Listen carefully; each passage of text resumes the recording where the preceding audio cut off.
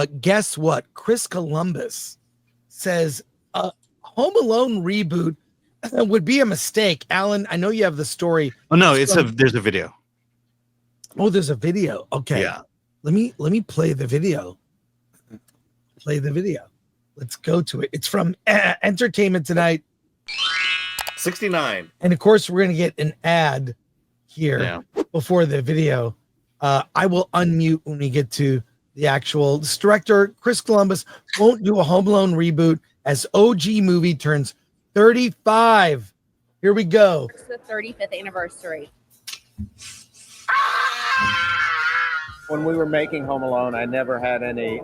We wanted people to still enjoy the movie 20 years down the road, but we had no concept that it would still be sort of this locomotive that keeps going after all these years. I mean, I'm equally as obsessed with the film now as I was back then as a kid, you know? It's a very nostalgic experience for a lot of people, which is great. So nostalgic. Any, desire to get the group back together and maybe, I don't know, do a sequel, do some sort of a reunion? I think Home Alone really exists as it exists as not as this timepiece, but it was a very special moment, and you can't really recapture that. I think it's a mistake to try to go back and recapture something we did 35 years ago. And so many people do, and it's like, maybe it should be just left alone. I think it should be left alone, yeah. But you did do a sequel to it. That was immediate. So we had the same cast. Exactly. And everyone was about the same age. Well, and it's interesting because Kate Hudson, we recently spoke to her about her new series, Running Point.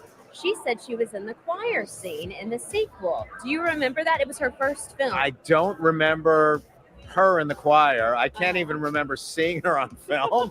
However, I'm very good friends with her stepfather, Kurt Russell. So I will someday ask him that, yeah. You mentioned Harry Potter, and of course you directed the first few of the films. And now, this production is getting a new series. Yes. In production right now. So what is advice that you would have to the young actors that are taking on the series?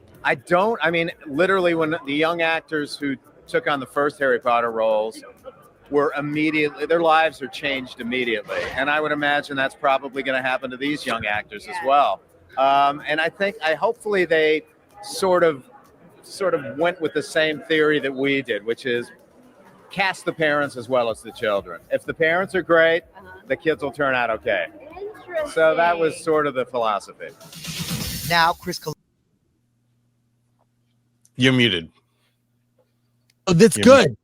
That's good advice. Is good advice. Don't reboot it. It's like there's so many other things that I hope they don't reboot. But but haven't they learned the lesson that just because you slap the name of the original movie onto this one, that people still aren't going to show that adds no extra juice to it? Well, there's two things. One, it's branding. You have known IP, and two, it helps resell the back catalog. So, for example, they'll put out, if they did, it's not happening, but if they did a Home Alone reboot, then you'd see the Home Alone movies now coming to digital. There are 3 movies, right? I know of 2. There might be a third. I think there is a third. Get all three movies for $19.99 on VOD. It's like it helps sell back catalog. They've admitted it in the trades. You read people like, well, these reboots, they actually help sell these older movies that we're just sitting on. It's like making money on a piece of property you've owned that's in Nowheresville, Florida. Suddenly it's worth something. Yeah, but I think it just tarnishes the memories of the originals when you do something like this. And I think we're seeing it over and over again. Star Wars has been ruined for us. I get it. It's all about money. But where are the people who make the original stuff? Certainly the studios are not involved in that. It's so funny. Justine Bateman, of course, who we all love on this channel, friend of the channel. Follow her. She's great. Every time they announce some reboot of a franchise, she quote tweets it and says, #make new stuff. That's it. She's against it. Yep. Okay. Ron Howard filmmaker. You know, Apollo 13 is actually coming out, being Jim Lovell just passed away. R.I.P. Yes. And Jim Lovell passed away. The film, of course, he is fictionalized, played by Tom Hanks in Apollo 13, which is being re-released to theaters. So Ron Howard's kind of in the news. Of course, he came in to finish directing on the movie Solo, a Star Wars story. What an uninspired name. It's as bad as Mandalorian and Grogu. So, I don't know.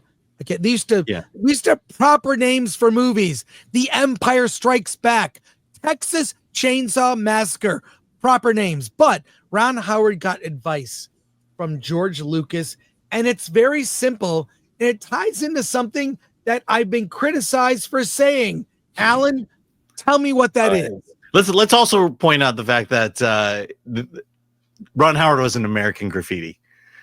He was in American. He has a good relationship with George. Yes.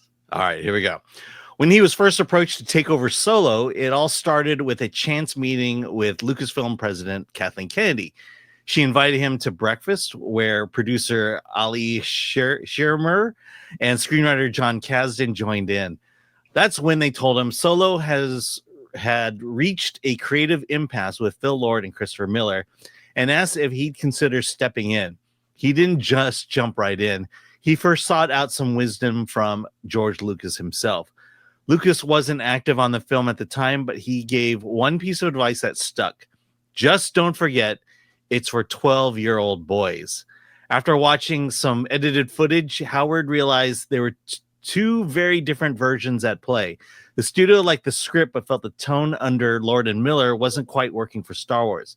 Confident he could deliver a version they wanted, he agreed to reshoot large portions, keeping Lucas's reminder in mind to make it adventurous, fun, and something you would capture the imagination of young audiences. Even though Solo ultimately underperformed, he said he had a blast working on it and held no grudges, calling Lord and Miller incredibly gracious throughout the transition. Yeah, it was a blast. But the big advice he gives... Yes. Just don't forget, it's for 12-year-old boys. Exactly. What have I been saying? It's like trying to alter the Barbie cinematic franchise to make it for boys. I mean, it's for, let's face it, girls, women, and gay men. That's what Barbie's for. And Star Wars. And you know what? Other people can like it too. We're not preventing you from liking it. The primary demographic, Star Wars, is for young boys. Focus on them and men who have the memory of seeing it when they were kids, like you and I, Alan. And this is the last time we'll ever talk about Star Wars. How is it that George Lucas hadn't lost half his friends after saying that? Yes, or been canceled. Yeah.